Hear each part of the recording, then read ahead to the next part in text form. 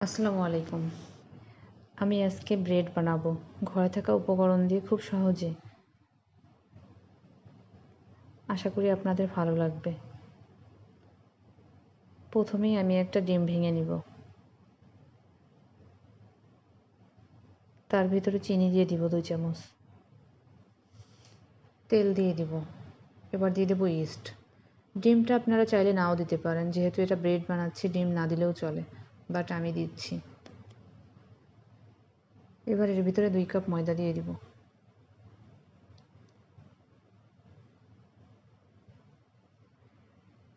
ময়দাটা দিয়ে ভালো করে মিক্স করে নিব। এবার এর ভিতরে আমি 1 টেবিল চামচ পরিমাণ ভরে ভরে দই দিয়ে দিলাম। এবার দিয়ে দেব একটু দুধ। আপনারা চাইলে পানি দিয়েও মিক্স করে নিতে পারেন। এবার এটাকে আমি মাখিয়ে নরম একটা ডো করে এবার ঢাকা দিয়ে প্রায় 2 ঘন্টা মতো রেখে দিয়েছিলাম। দেখুন ফুলে ডবল হয়ে গেছে। এবার এটাকে আমি আবার মাখিয়ে নিব সুন্দর করে।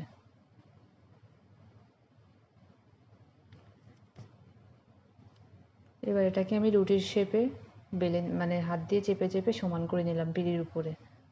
এবার এর ভিতরে একটু তেল দিয়ে দিব। এবার এটাকে আমি রোল করে নেব। আর আপনারা যে কোনো শেপেই বানাতে পারেন। আমি এভাবেই সহজ মনে করি, আমি যেহেতু স্লাইস করে বানাবো। এবার এটাকে আমি রুটির মোল্ডের ভিতরে দিয়ে দিলাম।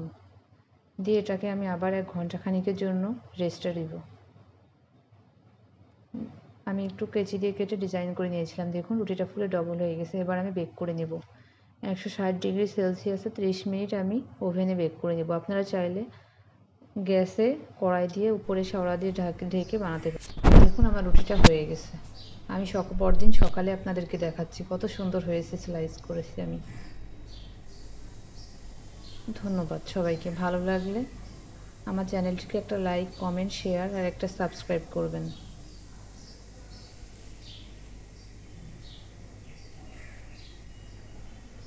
আসসালামু আলাইকুম সবাইকে।